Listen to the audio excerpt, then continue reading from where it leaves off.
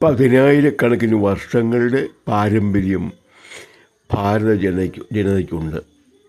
അവരുടെ പൈതൃകം വളരെ വിലപ്പെട്ടതാണ്. പതിനായിരക്കണക്കിന് വർഷങ്ങളിലൂടെ വളർന്നു വന്ന അനുഭവജ്ഞാനത്തിലൂടെ രൂപപ്പെട്ടതാണ് ഹിന്ദുമതം. അതിൽ ഒരു പ്രത്യേകത ഉള്ളത്, പ്രകൃതിയോട് വളരെ ഇണങ്ങിയാണ് അത് വളർന്നത്. അതായത് പ്രകൃതിക്ക് പാരലായിട്ട് പ്രകൃതിയുടെ നിയമങ്ങൾ തന്നെയാണ് ഹൈന്ദവ നിയമങ്ങൾ. ആ നിയമങ്ങൾ മനുഷ്യനെ കൃത്യമായി യാതൊന്നും തെറ്റിച്ചില്ല. മനുഷ്യനിൽ ഉയർന്ന ബോധാവസ്ഥയാണത് വളർത്തിയെടുത്തത്. അങ്ങനെ വളർന്നു വരുന്ന ഒരു നല്ല ഇന്ത്യൻ സമൂഹം അക്കാലത്ത് ഏകദേശം അനേകായിരം വർഷം ഒന്നിച്ചൊന്നായിട്ട് ജീവിച്ചവർക്കെല്ലാം ഒരേ സംസ്കാരമാണ്, ഒരേ രീതികളാണ്, ജീവിതക്രമമാണ്. അത് മുഴുവൻ രൂപപ്പെട്ടത് പ്രകൃതിക്ക് പാരലായിട്ടാണ്. എന്ന് പറഞ്ഞാൽ പ്രകൃതി നിയമം തന്നെയാണ് അത് ഉൾക്കൊള്ളുന്നത്. അത് കഴിഞ്ഞ 1200 കൊല്ലം മുമ്പ് ഒരു വൈറസ് ബാധയുണ്ടായി ഈ ഇന്ത്യൻ സമൂഹത്തിൽ. ആ തകർത്ത് കളഞ്ഞു. അതായത് ജാതിയാകുന്ന വൈറസ് നശിപ്പിച്ച് കളഞ്ഞു. 1200 കൊല്ലം അതിൻ്റെ ബുദ്ധിമുട്ട് നമ്മൾ അനുഭവിച്ചത്. എന്നാൽ ദൈവശക്തി കാരണം കൊണ്ട്, ദൈവാനുഗ്രഹം കൊണ്ട് 75 കൊല്ലം മുമ്പ് നമുക്ക് സ്വാതന്ത്ര്യം കിട്ടിയതുകൊണ്ട് നമുക്ക് അന്ന് മുതലും നമ്മൾ കഠിനമായിട്ട് ശ്രമിക്കുകയാണ് ഈ ജാതി വൈറസിൻ്റെ ബാധയിൽ നിന്നുണ്ടായ വേദന, പ്രശ്നങ്ങൾ ഒഴിവാക്കാൻ വേണ്ടി. അത് കഴിഞ്ഞ 10 കൊല്ലമായി വളരെ വേഗമാണ് അത് സുഖപ്പെട്ടുകൊണ്ടിരിക്കുന്നത്. ഇപ്പോൾ ജാതിയുടെ പേര് പറയുന്നതിനെ ദ്വേഷിക്കാത്ത ഒരൊറ്റ മനുഷ്യൻ ഇന്ത്യയിലില്ല, ഒരിടത്തുമില്ല. അതിനിടയ്ക്ക് പുഴുക്കുത്തുകൾ അപൂർവം ഇവിടേക്ക് ഉണ്ടാകുന്നുണ്ട്. അവനെ അപ്പോഴേ അടിച്ചമർത്തും സമൂഹം തന്നെ. സർക്കാർ ഇടപെടേണ്ട കാര്യം പോലുമില്ല. നമ്മൾ അത്തരം വൈറസ് ബാധയിൽ നിന്നുണ്ടായ രോഗങ്ങൾ അതിവേഗം മാറ്റാൻ വേണ്ടി ശ്രമിക്കുമ്പോൾ അതിനിടയ്ക്ക് ചില പുഴുക്കുത്തുകൾ ഉണ്ടാകുന്നത് നമുക്കത് സഹിച്ചു നിൽക്കാൻ പറ്റുകയില്ല.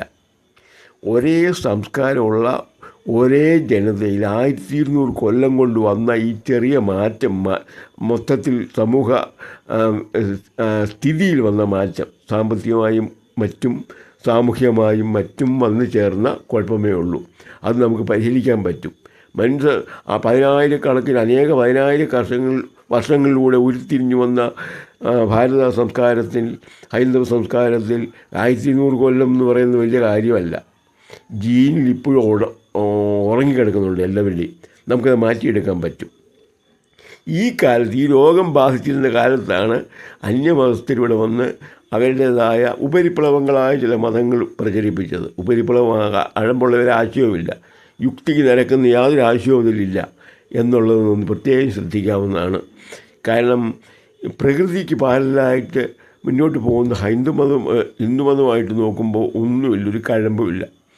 അതല്ല ഇത് ഇനിയുള്ള കാലത്ത് നമുക്ക് അങ്ങനൊരു പ്രശ്നം വരരുത്. വൈറസ് ബാധ മൂലം ഹൈന്ദവരിൽ നിന്ന് മാറിപ്പോയവരെ തിരിച്ചു കൊണ്ടുവരേണ്ട ഒരു ആവശ്യം കൂടി ഉണ്ട്. അവർ തിരിച്ചു വരികയാണെങ്കിൽ തന്നെ ഈ മതം മാറ്റക്കാരുടെ ശല്യം കുറേയേറെ ഒഴിവായി കിട്ടും. കാരണം കൊണ്ടുപോയിട്ടും കാര്യമില്ല എന്നൊരു തോന്നൽ വരും. അതാണ് ഏറ്റവും അതിനുള്ള മരുന്ന്. ഇല്ലെങ്കിൽ ഇത് മാറ്റാൻ ഒക്കുകയില്ല. മതം മാറുന്നെന്ന് പറഞ്ഞാൽ ഭീഷണി മുഴക്കും ഇങ്ങോട്ട്. അങ്ങനൊരു സ്ഥിതിയാണിപ്പോൾ ഭാരതത്തിൽ. മതം മാറ്റുന്നു എന്നാരെങ്കിലും പറഞ്ഞാൽ അവനെ പറയാത്ത കാര്യങ്ങളൊന്നുമില്ല, അവനെ അങ്ങ് ദ്വേഷിക്കുക അപ്പോഴേ എല്ലാ രീതിയിലും. അതൊരു വലിയ പാരയാണ് നമുക്കിപ്പോൾ.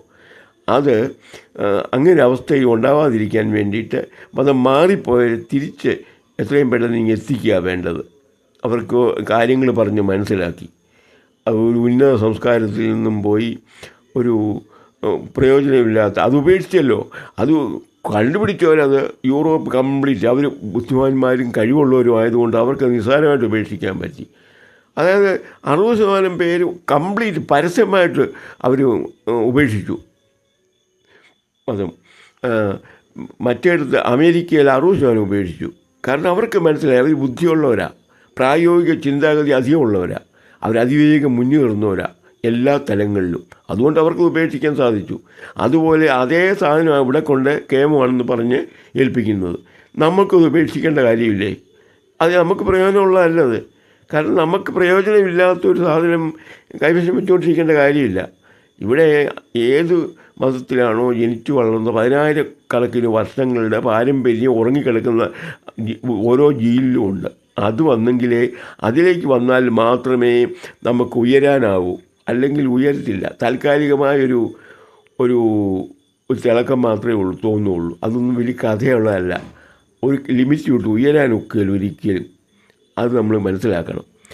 അതേസമയത്ത് നമ്മൾ തീരെ പുരോഗതി എത്തുന്നതിന് മുൻപായിരുന്നുവെങ്കിൽ കുറച്ചൊക്കെ ഒരു മാറ്റം വരുത്താമായിരുന്നു ജീനിൽ. അത്രയും കലർന്നിട്ടില്ല. ഇപ്പോൾ 20 നൂറ്റാണ്ടുകളിലാണ് ഹൈന്ദവീയത നല്ലപോലെ അങ്ങ് വികസിച്ചു വന്നത്. സ്വാതന്ത്ര്യത്തിന് ശേഷം ഹൈന്ദവീയത അതിൻ്റെ ആ പൊടി തട്ടിക്കളഞ്ഞ് മിനുക്കി റെഡിയാക്കി വരികയാണ്.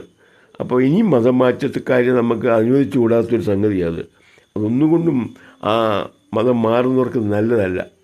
അവരുടെ വേര് നഷ്ടപ്പെടുകയാണ്, പാരമ്പര്യം നഷ്ടപ്പെടുകയാണ്.